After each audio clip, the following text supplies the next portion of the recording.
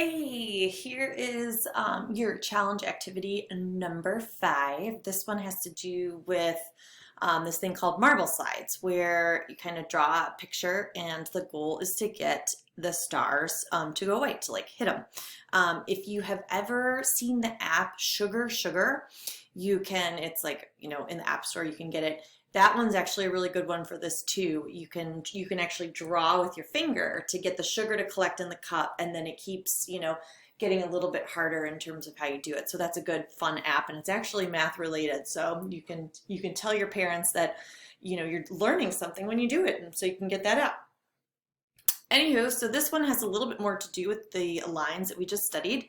So I'm going to show you what this looks like. So here's the goal. The first, and you're going to see this slide when you do it too. So here's this ball and here's the stars. So I'm going to hit launch, and you're going to see how it like goes down the way, like it's leaning on those lines, the red lines that have been drawn, and then it goes and collects all the stars. And so it says success.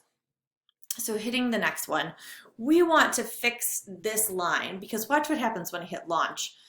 It just goes on the line. It doesn't get rid of any of the stars. So we have a problem there. So let's remember, when we're looking at our equation, y equals mx plus b, this m right here, the slope, has to do with the slant of the line. So this slant, if I can change it, I can go back here and I can make it 3. That doesn't look like it's going to work. I can make it 7. That doesn't look like it's going to work. I could make it 1/4. And while that gets closer to the stars, it's not below the stars. So maybe what I need to work on instead of the slope is where the line is placed. So if I get to this point and I can't remember what it looked like originally and I'm really lost, I can just go up to here and I can go to reset. So that's the settings thing and the reset, and I'll get it back to that original problem that was given to you. So we notice that this first number here next to the x is a slope. That's going to affect our line. Keep in mind, one of the things I didn't say, if it's a fraction, it's going to make the slant less. It's going to make it less steep. But watch, if I make it a whole number, it gets steeper. It goes straight up and down really quick there. So keep that in mind. This +1 is our y-intercept, which shows us that it connects here at 1 on the y-axis. So if I make it higher, it takes it up. If I make it lower, like -5, and I don't have to do a plus -5, I could just do -5, then it's really low. So I can launch it, but that's too far down. So I kind of have to bring it up. So maybe if I just kind of follow this here, maybe I'll try -2. So it's right on there. Let's see if that works for us. There we go, success. So you want to be able to play with the number that's in front of the x to change the slope or the slant of the line, and then you want to use this b value to change it goes up or down. So those are the different transformations you can do. So then you'll hit the next. This is another slide just reminding you how to hit the reset. You hit the settings button, and then it'll pop up the reset if you get too far along and need help. So again, this one's the same idea. So I'm just going to kind of go through here. These are all fix-its. So this one is new. Look at this right here. This x is less than 4. So this is stopping the line. So if you go back, look at these lines. They go forever. There's no stopping them. Whereas this one says, hey, I only want for when x is less than 4. But I could change that. I could make it x is less than 10. And notice how it goes all the way to 10. I could make it x is greater than 5, and then it goes from everything 5 and above. So that can stop and start your line. You can also do something like this where you do 2 less than x less than 5, which drops your line just between the values of 2 and 5. And when I'm saying 2 and 5, notice it's with the x. So that means it's the 2 value of the x axis and the 5 value. So it's in between those 2 values where that line is graphed. So you can maybe use that later on to help you with some things. You can always add lines too. Like you could actually do another line and you could say, well, I want to do y equals -1x plus 5, and I only want that to be just hit the space bar and hit that bracket. You hit the shift and it's on the right hand side there. And I only want that for when x is greater than 5. Now, I don't think that's very helpful to me because it's way down there. So if I wanted to bring it up higher, I might have to hit plus 10 or something.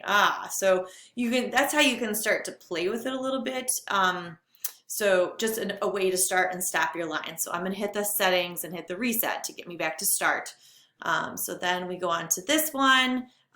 Notice how this one is x is greater than 0. That's why it's starting at 0 and everything above that.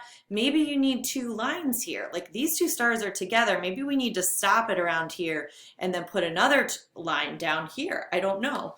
So that's something that you could play with. Here they're asking us like if we change the negative 0.14x to a 2. So changing this value in front of x to a 2, what's going to happen to the graph? So they're asking you what's happening to the slope of the line because it's the number in front of x. Here they're saying if we change, they're saying test it. So you can go ahead and put your 2 in there and see if you were right.